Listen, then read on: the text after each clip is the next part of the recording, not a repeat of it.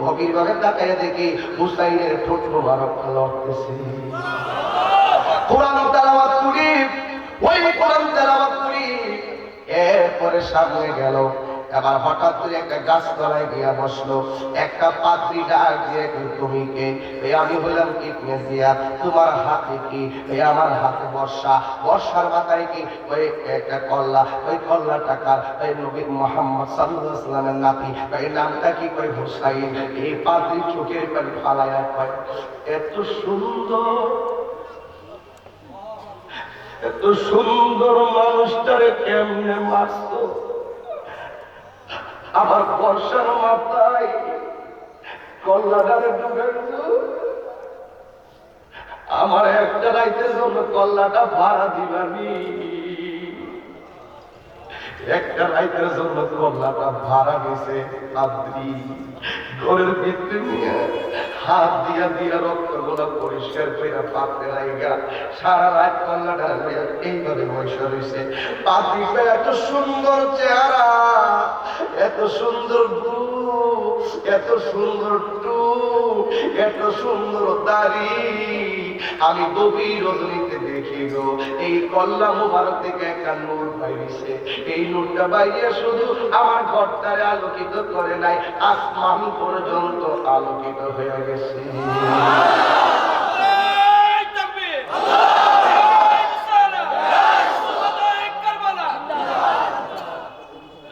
এবার পাদ্রী ওই কল্লাটা নিয়ে গো এই অবস্থাতেই কাফের হয়েছেন। এবার ইবনে জিয়াদ বলে, কল্লা দাও। ওই কল্লা দেওয়ার আমার একটা কাজ আছে। একবার ডানে তাকায়, আরেকবার বামে তাকায়, একবার ডানে তাকায়, আরেকবার বামে তাকায়। জিজ্ঞেস করা হয়, তুমি ডান বাম তাকাও কেন? আমি দেখতেছি কেউ এদিকে আসে কিনা। হঠাৎ করে একটা লোক আসলো, জিজ্ঞাসা, তুমি কে? আপনি মুসলমান, তুমি কি হুসাইনকে ভালোবাসো? হ্যাঁ আমি ভালোবাসি। তো কল্লাটা ইবনে জিয়াদের হাতে দেওয়ার আগে আমার কালিমা পড়াইয়া মুসলমান বানাইয়া দাও। আর জবান করে কর আল্লাহু আকবার। এবার ইবনে জিয়াদ মুসিবতে পড়ে গেল। রাস্তায় কোরআন তেলাওয়াতের আওয়াজ, এই আওয়াজ থেকে অনেক লোক মুসলমান হইতেছে। গলা কাটার পরে আরো দেখতেছে জনপ্রিয়তা বাড়তেছে। এবার একটা পাথরের মধ্যে কল্লা মোবারকটা রাখছে দামেস্কের বাজারে। রাখার পরে ওই বর্ষা দিয়া ঠোঁটের মধ্যে আঘাত করে। যায়েদ ইবনে আরকাম রাদিয়াল্লাহু তাআলা আনহু বলেন, ওই ইবনে জিয়াদ, গলা কাইটাও কি সব মিটে নাই? তুমি ঠোঁটের মধ্যে আঘাত করো না, কারণ আমার নিজের চোখে দেখেছি আমার নবী হুসাইনের ঠোঁটের ভিতরে অনেকবার চুম্মা দিয়েছে। এবার ওই ঠোঁট মুবারকে সূরা কাহফের আয়াত তেলাওয়াত শোনা যায়। আম হাসিবতা আন্না আসহাবুল কাহফ, এই আয়াত যখন তেলাওয়াত শুরু করলো তখন মনে পড়ছে এইভাবে তেলাওয়াত করলে মানুষ ইবনে জিয়াদের উল্টা হয়ে যাবে। এই জন্য কল্লাটারে নিয়ে তাড়াতাড়ি ঘরের ভিতরে গিয়ে ঢুকে গেছে। ঘরের ভিতরে কল্লা নেওয়ার পরে সিভিল বেশে একটা হুসাইনের পাগল ঘরের ভিতরে ঢুকছে। ঢুকার পরে দেখে সেখানেও সূরা ইব্রাহিমের আয়াত তেলাওয়াত করতেছে ইমাম হুসাইনের ঠোঁট মুবারক দিয়া। এখন আওয়াজ যদি বাহিরের মানুষ শুনে আরো বেশি মুসলমান হইয়া যাবে। এই জন্য তারা চতুর্পাশে ঘুরে মদ পান করা শুরু করছে আর গান গাওয়া শুরু করছে। যেই মাত্র ইমাম হুসাইন রাদিয়াল্লাহু তাআলা আনহু কল্লা মুবারক ঘরের ভিতরে রেখে গো, যখন তিনি তেলাওয়াত শুরু করে, ইমাম হুসাইনের কল্লা থেকে যখন তেলাওয়াত শুরু হয়, এবার বিয়াদবরা জোরে জোরে গান গাওয়া শুরু করছে। যখন গান গাইতেছে, মদ গাইতেছে, কিন্তু ওই হুসাইনের রাদিয়াল্লাহু তাআলা আনহুর খাদেম দেখতেছেন, সিভিল বেশের গোয়েন্দা দেখতেছেন, ওই ঘরের পুরিটা ভেদ করে ঘরের ভিতরে একটা কলম ঢুকতেছে। কলম, এবার কলমটা ঢুকিয়া এই পাথরের উপরে হুসাইনের কল্লা মুবারকটা রেখেছে। ওই পাথরের ভিতরে কলমটা এসে মাথাটা ঠেকছে। এবার ওই ছিদ্র করে কলমটা ঢুকাইয়া দিছে। ঢুকাইয়া দিয়া ওই কলমটা ঘুরা ঘুরা পাথরের উপরে লেখতেছে, আতার উম্মাতুল কাতালা হুসাইনা শাফাআতাতিহি ওমাল হিসাব। তোমরা কিভাবে আশা করো হুসাইনকে শহীদ কইরা, এইভাবে শহীদ কইরা হুসাইনের নানার শাফাআত হাসরের ময়দানে পাইবা, কোনদিন নবীর সুপারিশ পাবে না। এই কথা যেই মাত্র লেখা দিল, ওরা পুরা বিপদে পড়ে গেছে। কলম থেকে আসলো কোথায় থেকে? একটা কথা মনে করবেন যুবক, যতক্ষণ পর্যন্ত গুনাহ করে অন্যায় করেন কিন্তু আপনার আপনাকে বিপদে যতটুকু গ্রাস না করব। যখন আপনি নেশা করবেন, নেশা করার কারণে আপনার উপরে আল্লাহর গজব ডাইরেক্ট নেমে যাবে। কারণ নেশার দ্বারা সমাজ ধ্বংস, নেশার দ্বারা ইমান ধ্বংস, নেশার দ্বারা সমাজ ধ্বংস, নেশার দ্বারা পরিবার ধ্বংস, নেশার দ্বারা সমাজ নষ্ট, নেশার দ্বারা দেশ নষ্ট। এই জন্য এরা যখন মদ পান করা শুরু করছে, এতক্ষণ পানি বন্ধ করছে, অ্যাকশন নেয় নাই, এতক্ষণ বলা করছে, অ্যাকশন নেয় নাই। যখন কল্লার সামনে যখন এই মদ পান শুরু করে দিয়েছে, আল্লাহর গজব তাদের উপরে নাজিল হওয়া শুরু করেছে। জবান খুলে কন্যা আল্লাহু আকবার। কারবালার করুণ কাহিনী কেমনে বলা যায়, কারবালার করুণ কাহিনী কেমনে বলা যায়। নবীর আওলাদ শহীদ করলো, নবীর আওলাদ শহীদ করলো নিষ্ঠুরে জিদায়। কারবালার করুণ কাহিনী কেমনে বলা যায়, কারবালার করুণ কাহিনী কেমনে বলা যায়। দয়াল নবী যেই গলেতে চুমু খেতেন দিনে রাতে, দয়াল নবী যেই গলেতে চুমু খেত দিনে রাতে, দয়াল নবী যেই গলেতে চুমু খেতেন দিনে রাতে, সেই গলেতে বিষের চুরি, সেই গলেতে বিষের চুরি শিমুরে চালায়। কারবালার করুণ কাহিনী কেমনে বলা যায়, কারবালার করুণ কাহিনী কেমনে বলা যায়। মা ফাতেমার কান্নার রোলে বিশ্বভুবন হাই হাই করে, কি জবাব দিবা গো? নবীর আওলাদকে যারা শহীদ করেছে, এর ভিতরে এজিদ আছে না নাই? আজকে অনেক মানুষ বলবে কারবালার ঘটনার পিছনে নাকি এজিদের কোনো দোষ নাই।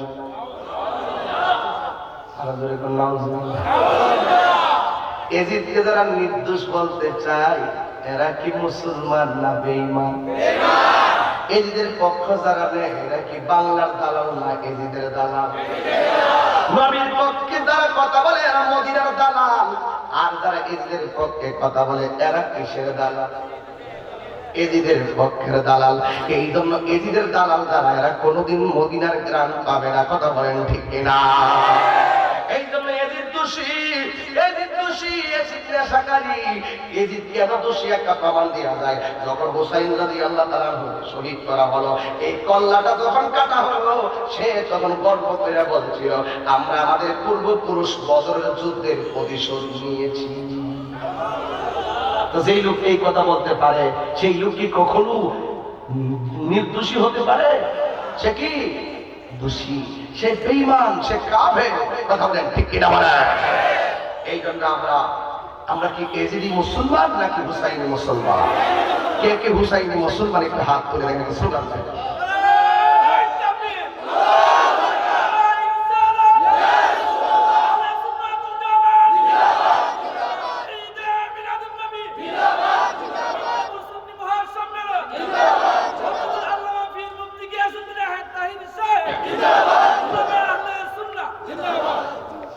আমরা যে হুসাইনি মুসলমান কোন সন্দেহ আছে?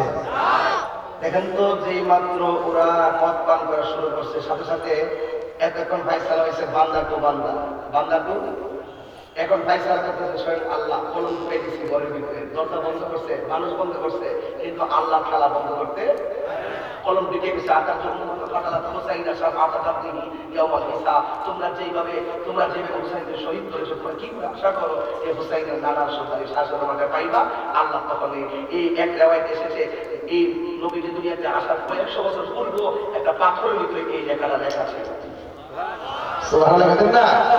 নেশা যখন করছে তখন আল্লাহর পক্ষ থেকে ফায়সালা হওয়া শুরু হয়েছে, প্রচুর পৃষ্ঠায় ওরা মারা গেছে, প্রচুর কষ্টে ওরা মারা গেছে।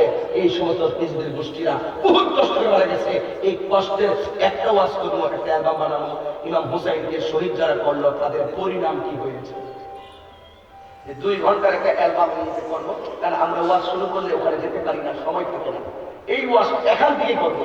আমি বলতে শেষ অ্যালবামটা চেষ্টা করছি, কিন্তু এখান থেকে সামনে যে জায়গাটা, এই জায়গাটা এদিক যারা হুসাইনের বিপক্ষে যারা তাদের কি করুণ ঘটনা ঘটছিল, এটাও আমাদের শুনলে আমাদের শিক্ষা হবে যে আহলে বাইতের বিরুদ্ধে, বাংলাদেশের বিরুদ্ধে কথা বললে এভাবেই আমাদের মরণ হবে। এখান থেকে এটা শিক্ষা হলো, মদ হাতে নিচে বিয়াদবদের খোদা লানত। এখন আমার যুব সমাজকে বলে দিতে চাই, আমার সমাজে অধিকাংশ যুবক নষ্ট হচ্ছে নেশা নেশা কি কারণ নেশা করে, নেশার কারণে। এখন আপনি একটু বলুন, আমার দেশে কি বাবা হচ্ছে? বাবা ইয়াবা মেমরি ফেন্সি গাঞ্জা ইত্যাদি আছে না?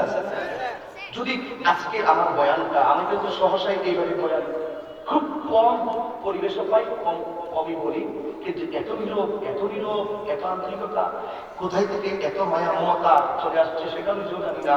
কিন্তু একটি কথা লাস্টের মেসেজ হলো, নেশার দ্বারা সমাজ ধ্বংস হয়। এখানে এই যে পন্থীর নেশা যখন হাতে নিছে, আল্লাহ তখন তাদের উপরে ডাইরেক্ট জবটা নাজিল করছে। এভাবে ব্যাখ্যা না করলাম, তবে আপনাদের কি বলবেন? আপনারা শুধু বলবেন বন্ধ, আহলে বাইতের মহব্বতে বলবেন বন্ধ। মদ, ইয়াবা, ফেন্সি, গাঞ্জা, বেন্ডি, সুদ, ঘুষ, চুরি, রাহাজানি, সন্ত্রাসী, জঙ্গিবাদী, বোমাবাজি, মিথ্যা, চুগলখড়ি, মুনাফিকি। তাহলে আমরা কি করবো? নামাজ। এই ওয়াজ আমার ওয়াজের ফলাফল করবে। হুসাইন রাদিয়াল্লাহু তাআলা বলেন নামাজ পড়ছে না, এখন বলেন চলবে।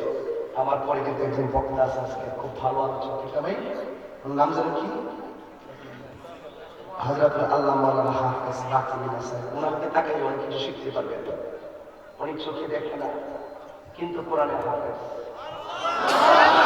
এর থেকে বড় বড় দয়া কি আর হতে পারে? তো আল্লাহ কত দয়া করেন, উনি খুব ভালো আলোচনা করেন।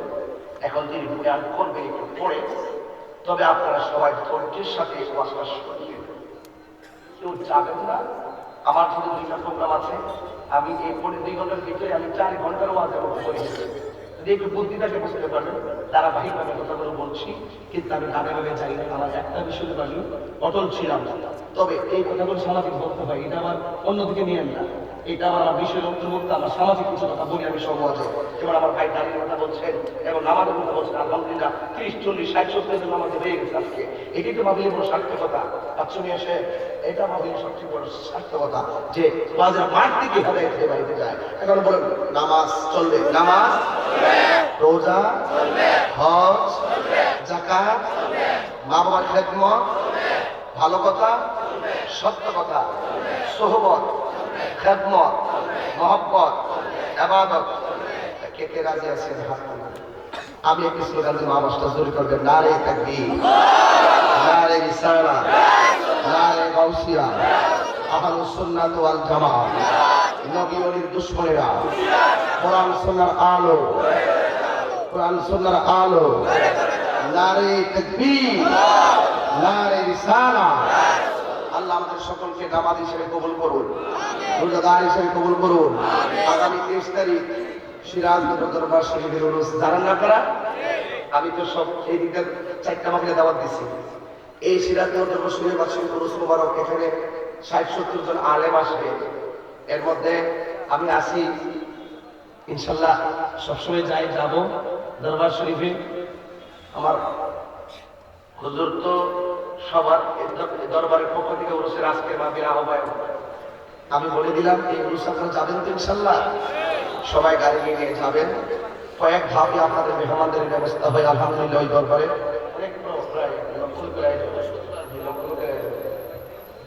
এবং মুম্বাই থেকে, আমাদের ইন্ডিয়া থেকে এবার ব্যতিক্রম চমক আছে, বাহিরের আন্তর্জাতিক ওলামায়ে কেরাম আছে। আল্লাহ আমাদের সকলকে বোঝার তৌফিক দান করুন, আমিন। আমার এখান থেকে রামকারামে গাড়ি করতে আমার কষ্ট হয়ে যাবে, সময়টা আমার মুক্ত। এই জন্য আমি আপনাদের কাছে দোয়া চাই। পরে 2 ঘন্টা হয়ে গেল, আপনাদের কাছে দোয়া চাই, আপনারা আমাদের দোয়া করবেন। এখন রসুলকে একটু দাঁড়িয়ে সালাম দিব, সালামের মাধ্যমে আমি আপনার কাছ থেকে বিদায় হয়ে যাবো, আমরা একসাথে চলে যাবো। আসুন দাঁড়িয়ে নবীর সালাম দেয়া নবী সালাম।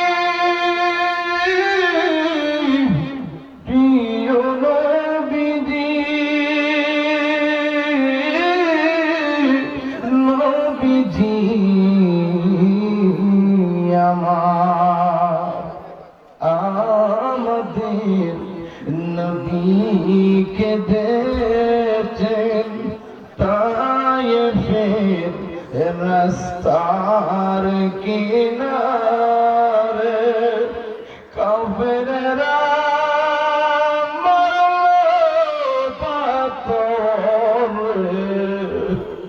ইয়া রাসূলুল্লাহ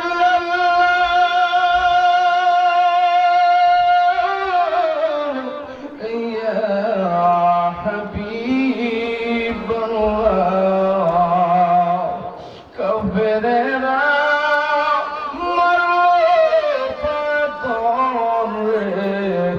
মায়া নাই তাদের অন্তরে, ইয়া নবী সালাম,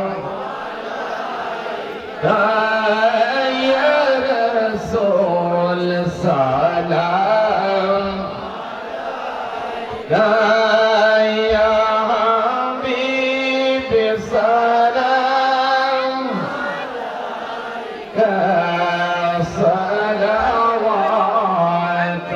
সালাওয়াতুল্লাহ। দলদি কলবে আজমতে মুস্তফা, হিকমতে আলা হযরত पे लाखो सलाम, मुस्तफा जाने रहमत पे लाखो सलाम, शम्अ बज में हिदायत पे लाखो सलाम, हमें गौसले आज़म इमाम तौबा वन्नुका, गौसले आज़म इमाम तौबा वन्नुका, जलवाए शाने कुदरत पे लाखो सलाम, मुस्तफा जाने रहमत पे बलगल औला बिकमालिही, बिजमालिही हसन।